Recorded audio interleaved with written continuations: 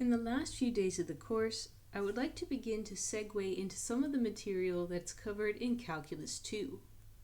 In Calculus 1, we spent a lot of time on limits, as used to calculate derivatives, and then on all the different rules and shortcuts for calculating derivatives and their applications. In Calculus 2, you're concerned with basically going backward, not taking a function and finding its derivative, but being given a derivative and trying to figure out what was the original function, going backwards. So by the end of today, we should be able to state the informal definition of an antiderivative of a function. We should be able to find antiderivatives using some simple educated guessing, and we should be able to check if one function is an antiderivative of another. Antiderivatives. We say that a function capital F of x is an antiderivative of a function small f of x if the derivative of capital F is equal to lowercase f. So to give you a quick sketch, the situation looks something like this. If you took the derivative of capital F, you would get lowercase f. And then if you take the antiderivative of lowercase f, you get capital F.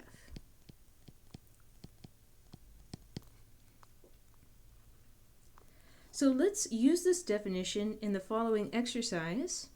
I'm going to give you two functions. One is capital F and one is lowercase f.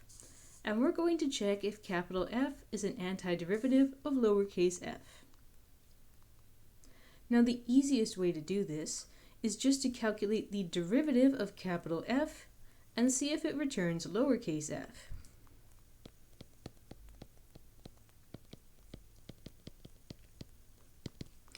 So the derivative of e to the x squared we can calculate via chain rule. Copy paste the e to the something and then multiply by the derivative of that something. This is exactly the same thing as f of x, and therefore by the definition, this function, capital F, is an antiderivative. Of small f.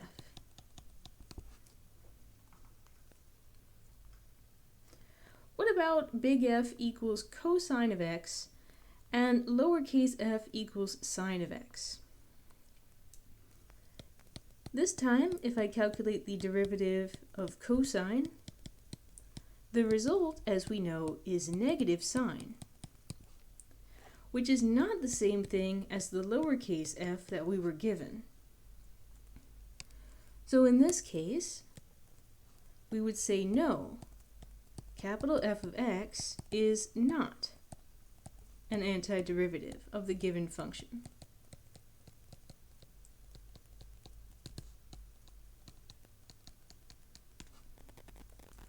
Now what about f of x equals arctan of x over 2 and lowercase f of x equals 2 divided by x squared plus 4?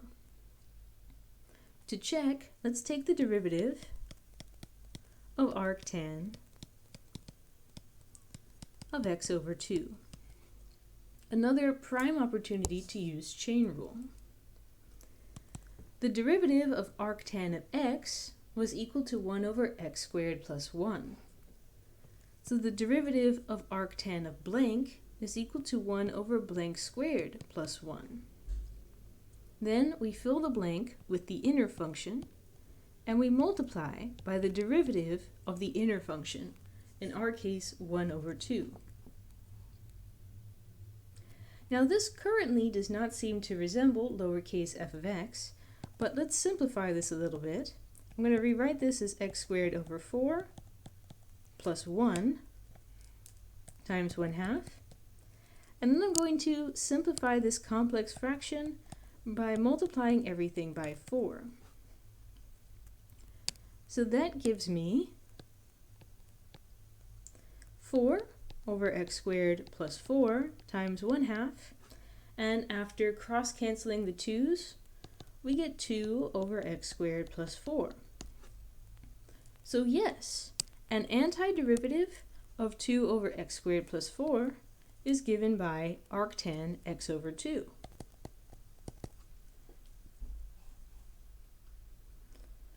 So to be clear, at this stage in the game, it is not possible for me to ask you to find an antiderivative of a complicated function. It's only possible for me to give you a possible candidate capital F of x and ask you to check whether it's an antiderivative. You can check if a given function is an antiderivative by calculating its derivative and seeing if it's equal to the function lowercase f of x. I can only ask you to find an antiderivative if the function lowercase f of x is relatively straightforward.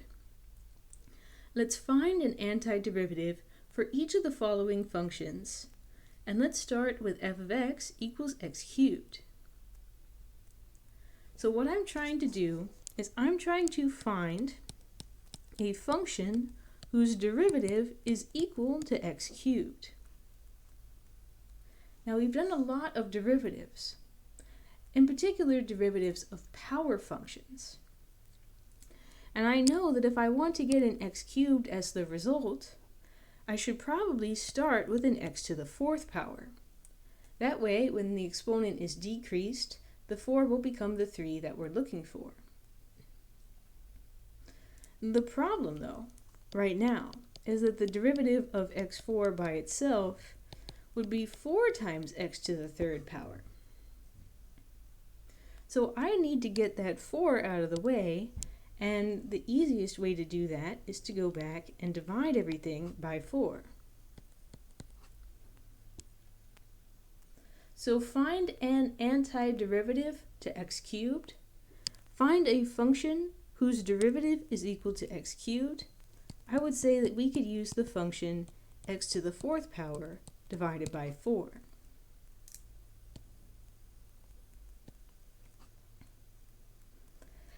Another simple function, lowercase f of x is equal to 1 divided by x. Can I think of anyone whose derivative was equal to 1 over x? We actually had a formula for that. We had a formula to say that the derivative of the natural log of x was equal to 1 over x. And therefore the antiderivative is equal to natural log. Antiderivative of 1 over x is natural log of x. Derivatives backwards.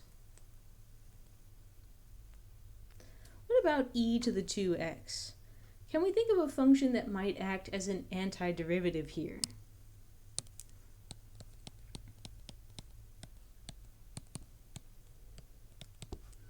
Now, one of the things that we've seen a lot when taking the derivative of an exponential function is that if you start with e to the something, then e to the something will show up in the answer as well. So I might start with an initial guess. What if I take the derivative of e to the 2x? But if I take the derivative of just e to the 2x, then chain rule forces a constant multiple of 2 to appear.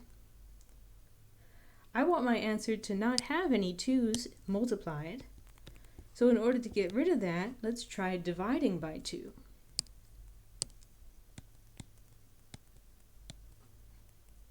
So the antiderivative of e to the 2x, the antiderivative, has a divided 2.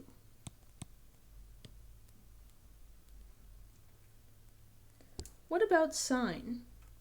Can we think of a function whose derivative is equal to sine?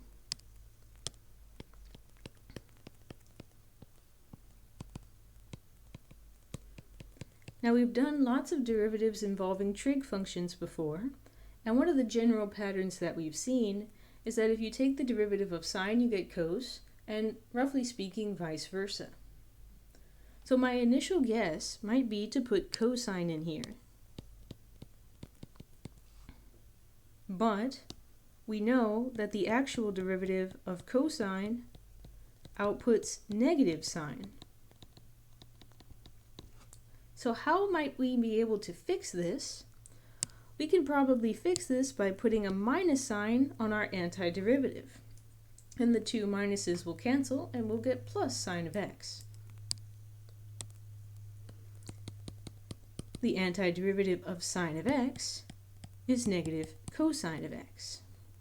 Let's see if we can extrapolate what we did in the very first example to try and find a general formula for the antiderivative of f of x equals x to the nth power, where n is any number except for minus 1.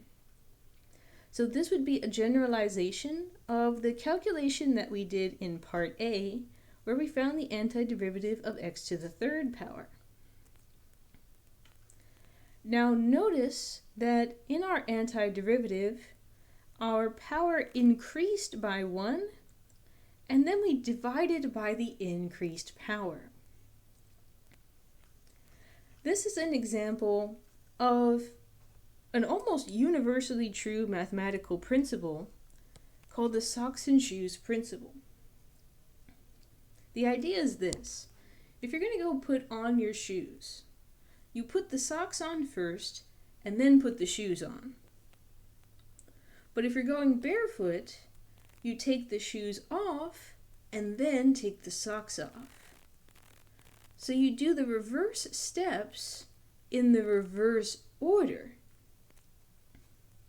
The same thing is true mathematically. To reverse a process, do the opposite steps in the opposite order.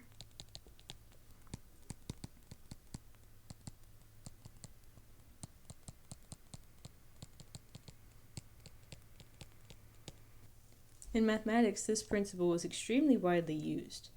It explains, for example, why, when you're solving an equation like 3x plus 1 equals 4, you sort of go opposite of the way that PEMDAS would suggest. In PEMDAS, you do multiplication before you do addition/subtraction. But when you're undoing PEMDAS, when you're going backward, you subtract first, and then you divide. You do the opposite steps in the opposite order. Instead of multiply by 3 and then add, you subtract 1 and then divide. Now in this particular problem, what I would say is this. When we take the derivative of a power function, the first thing that we do is multiply by the power and then decrease the power.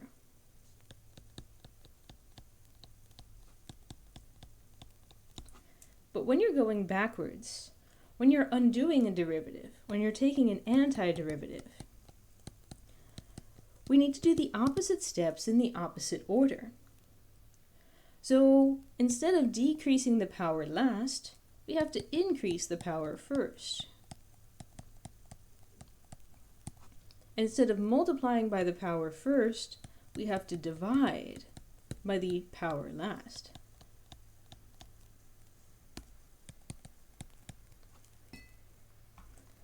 So I'm going to start with x to the n, and then I'm going to increase the power from n to n plus 1. And then I'm going to divide by that newly increased power. Divide by n plus 1.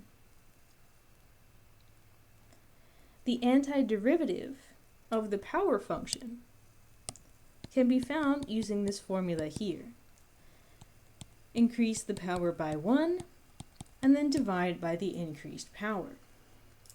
We saw this in the previous example, where we had f of x equals x to a power of 3, and then in the antiderivative, we had x to the increased power divided by the increased power, x to the 4 divided by 4.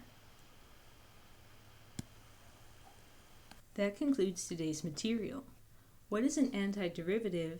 An antiderivative is basically a derivative in reverse.